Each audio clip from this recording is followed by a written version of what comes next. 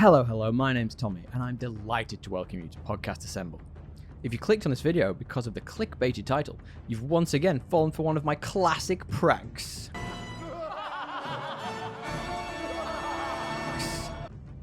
Fool me once, hey. Full disclosure, I don't actually hate Game of Thrones. Why would I? It's great! Both the hit TV show and the book series it's based on are for the most part masterpieces. The direct translation of epic moments such as the Battle of the Blackwater are the reason I love the show, and haven't been done so well since Peter Jackson stepped up to direct the original Lord of the Rings trilogy. I guess the less we say about The Hobbit, the better. Oy. In fact, my podcast co-host DL holds Game of Thrones up as what we call our Mount Rushmore of TV shows. Check us out, we're at Podcast Assemble. And do not get me started on shows that tried to ape the success of Thrones. Since the show aired back in 2001, we've had a host of The Next Throneses, or Game of Thrones killers. You can't see, but I'm making large, ironic quotation marks with my fingers in the air. Check out our linked episode below on shows that tried to be Game of Thrones and failed if you don't believe me. Now, with the upcoming House of the Dragons prequel show about to hit HBO, I thought it might be good, once again, to strap on my concerned citizen hat and discuss a universe that we hope isn't heading towards another intervention. Here's why I hate Game of Thrones. You can consider this your spoiler warning from here on out. As I mentioned, House of the Dragon is almost upon us, and we're stoked. The cast looks phenomenal, the premise looks to be a fresh take on a world we fell in love with, focusing on the infamous event in Westerosian history known as the Dance of the Dragons. Now, this is a civil war that took place between siblings Aegon II and Rhaenyra?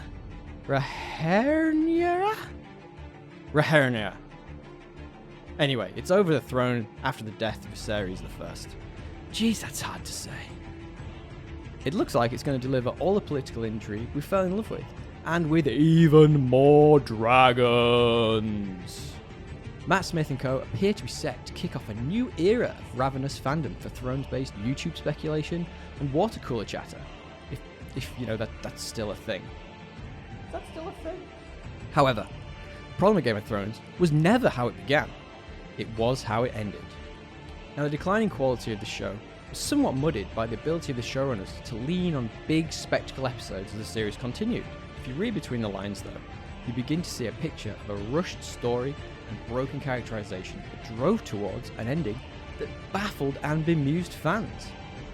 If you want to get serious about this, you need look no further than the Rotten Tomatoes scores themselves. And you can see those episode ratings outside of the spectacle episodes dipping post season 5, which coincidentally coincided with the showrunners running out of materials from the books to weave their story, with writer George R.R. Martin himself actually commenting that he had less and less input on the show as the series continued. Aside from these bright shining spectacle moments in the later episodes, I mean when you could actually see what was going on, the 8th season ended on something of a damp squib. Poor pacing, wild fluctuations in characterization, and plot armor thicker than Steve Harrington about to do something completely stupid. Admittedly, some of the better rated episodes are in latter seasons, but the overall focus on spectacle and flagship episodes resulted in a loss in the intrigue that made the show what it was. Tyrion's Season 2 battle, where he was knocked out due to the budgetary reasons, made for highly entertaining TV and interesting character development, but the bigger budgets did not necessarily equal better storytelling. Again, let's look at Tyrion for example. His entire characterization throughout the early show revolves around him being the smartest in, well, any room he was in. And if smarts didn't get the job done, his quick thinking and wits would. However, by the end of the show, he's reduced to hiding in a crypt. I repeat, a crypt where you bury your loved ones while fighting a bloke who, you know, flat out can raise the dead. Oh, and I guess making eunuch jokes too. Fun! And the less we say about Daenerys, the better. Now, I'm completely aware this is predominantly down to the showrunners, who we'll get to shortly. Oh ho, don't think you're getting away scot-free, D&D. But the way the lack of book material affected the writing is significant, and led to what many have ranked among the worst TV endings of all time. The new House of the Dragon series, however, has a full book arc to work from, so let's hope the showrunners have a full outline prepared and no one falls into the trap of Harry Potter and the Deathly Hallows syndrome, trying to squeeze every last book out of a franchise, so that this time, years of anticipation isn't ruined for the fans. Seldom have a fanbase been as engaged with the book series as the Game of Thrones fans are with A Song on Ice and Fire. Perhaps even since the legendary J.R.R. Tolkien penned The Lord of the Rings. Much like our ramblings over at Podcast Assemble, my uncle and his group of friends as teenagers would spend their evenings and weekends poring over the Lord of the Rings books, discussing theories, favourite moments, and whether anything could ever come close to topping the deep, rich narrative of Middle-earth. Then in 1996, along came George R.R. Martin, George, whose first tome in the series, named A Game of Thrones, released and was initially outlined as a trilogy and quickly evolved into a heptalogy, of which George, I call him George, we besties, currently has published 5 volumes. Not only has the author built out a world around the direct Song on Ice and Fire series, he's also crafted an intricate history around the main story, one which includes the Doom of Valyria, the First Men, Dunk and Egg, and so much more. But the book series have largely languished since the 5th book was published in 2011, coincidentally the same year as the show began. I have a rather unpopular fan theory on the podcast that George R.R. Martin has in fact finished his books and has locked them away in a vault to be released upon his death. I mean, it's mainly just to spite my co-host DL. However, as discussed, this had a direct impact on the show itself. The show was never shy to make change from the source material, but as the series surpassed the books, they quickly ran out of direction.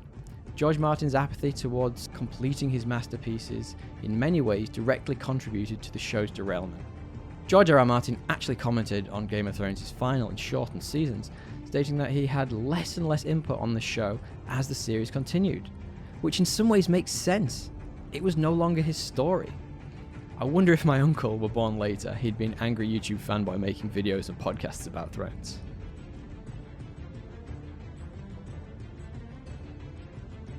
Do you remember when Season 6 was coming out?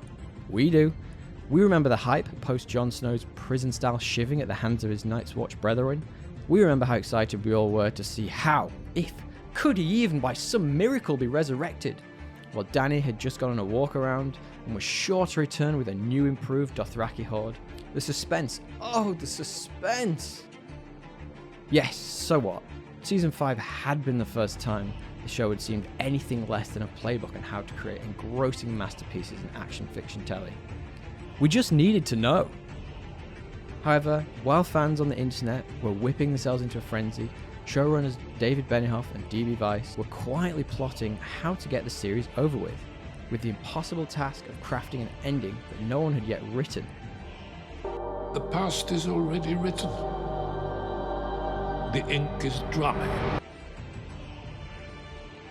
Or not, I suppose? It was around this time D&D had been in discussions with other major studios, realizing the show would inevitably have to end at some point. They had to think about the future. And in February 2018, it was announced the pair would direct a new Star Wars trilogy. One outspoken fanbase wasn't enough, boys? Well, actually, it turns out it was.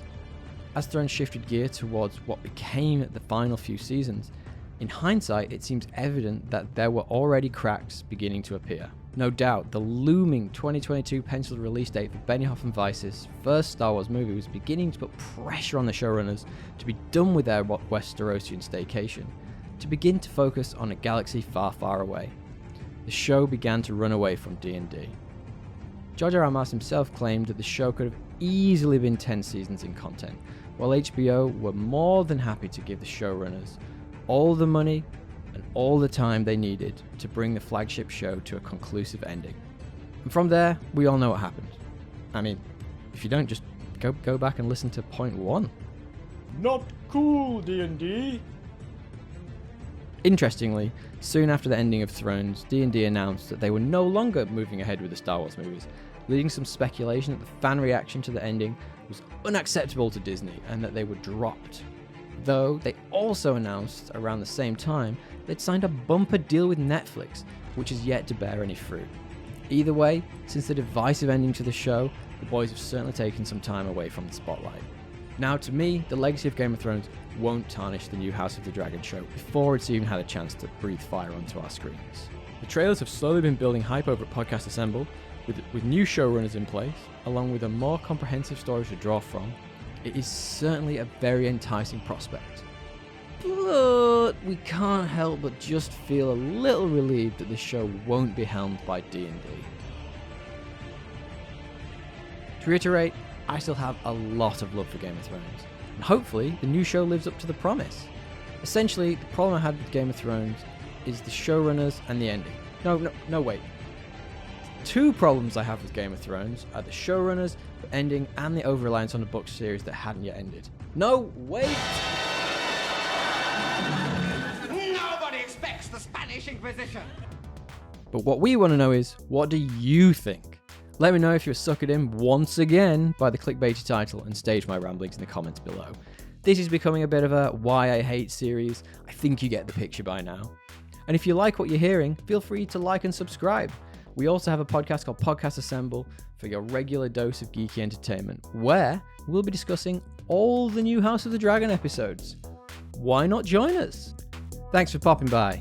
Tally ho!